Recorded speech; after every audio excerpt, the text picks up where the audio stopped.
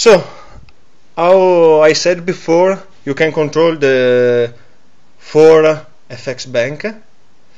And why can you do that? Because if you are going to use the jog FX to control the unit 2 and 1, you are going to need it in the group mode. So yeah, I think an alternative to have also effects in single mode.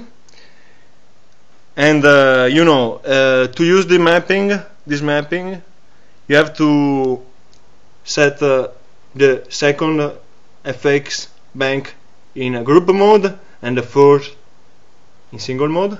The same is here. The first one in group mode and the second one in single mode. So you have 4 banks of effect. How you switch between them? If I press the shift button in both of the sides, you see the third one comes up because I am in jog FX mode, which now I'm going to disable, and the first is on. The same is here. The first is on. If I press the second one, now this control, I'm going to control FX3. The same is here. If I press the second one, these are going to control FX4. So you can see now with the jog I'm in control X4. Okay. How you can select the effect? Like before, you can press Shift and rotate this, the control knob, and the same work with the FX1, which is in group mode. You can press Shift and rotate 1, 2, 3 knobs to select the effect. When you are, of course, on the one bank, on the first bank. Now we come back to the second, or only for the second bank, which is on single mode, not on group mode. You can rotate the sample volume. Rotating it, you can see I am changing the effect.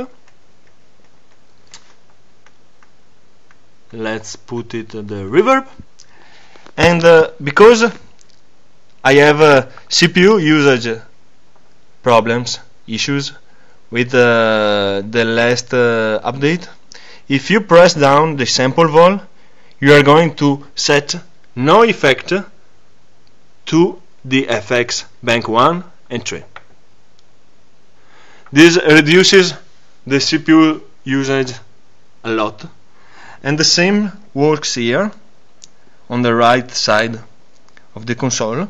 If you press the sample button, you are going to set to no effects the FX bank 2 and 4. The buttons here go all off because there are no preset select. You can re-put it on pressing 1 like that, and selecting for the bank 3 here and the bank 4, and the bank 4 here, and selecting a preset.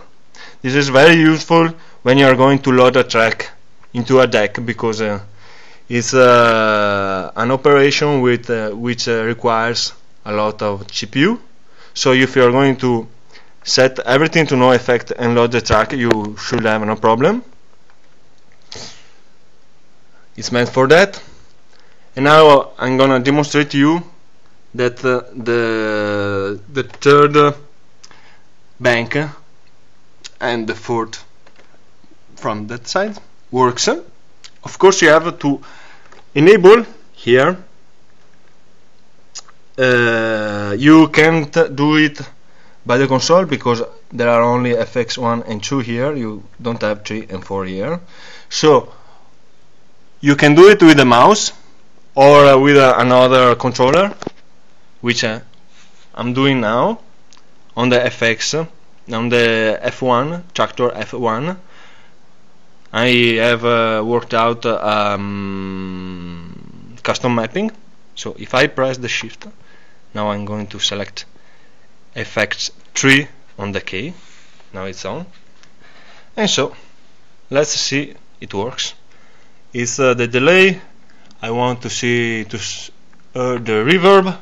And hey, I just met you, and this is crazy, but here's my number.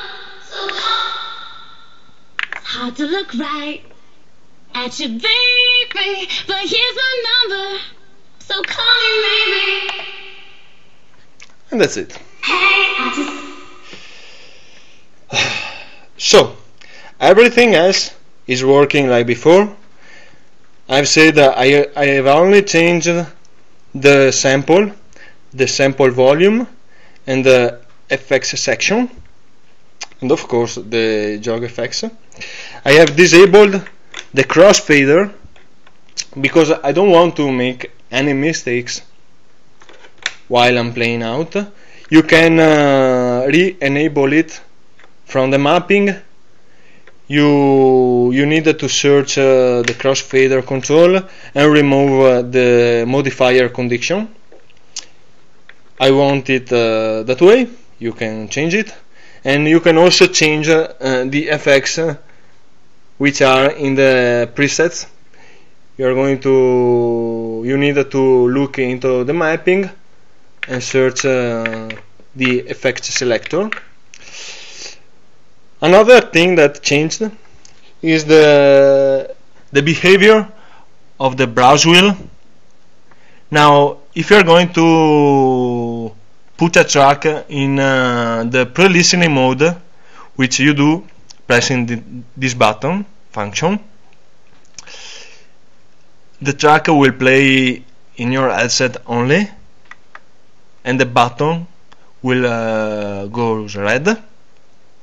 Now, if you rotate the browse wheel is not going to search to the tree view of the files, but is going to skip the track into the pre-listener. You see, now I'm going to rotate I'm rotating the browse wheel, and nothing is changing here, but here you can see rotating the browser wheel, I'm searching and skipping into the track. Well, when you put it back on the normal behavior, you see now nothing on the pre-listener, everything is coming back working like before. And that's it, my custom mapping. I'm going to give it to you for free. First, I'm going to check it out if everything is working well, there are no mistakes, because I don't want you to have any trouble. And then maybe tonight, maybe tomorrow, maybe one day after, I'm going to publish it on the DJ Tech Tool site, because every idea of these mappings coming out from Ingolden is a tribute to him. I'm going to publish to DJ Tech Tools. You need to register to download it. It's free, of course.